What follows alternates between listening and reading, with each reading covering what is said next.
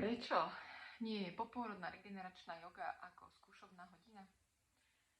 Pretože popôrodná regenerácia je veľmi jemné a systematické cvičenie.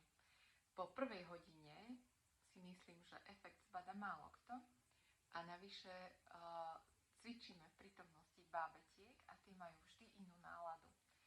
Veľakrát pritom zohráva úlohu práve to, v akom stave prichádza mamka, respektíve vždy hlavnú rolu zohráva to, v akom stave prichádza na hodinu mamka, pokiaľ je mamka v pohode, deti bývajú v pohode a naopak.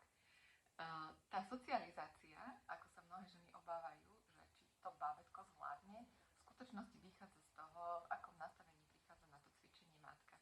Takže preto to popôrodnú regeneráciu ponúkam len ako ucelený koncept, len ako ucelený kurz uzavretých 10 stretnutí, aby ste z cvičenia mali naozaj úžitok.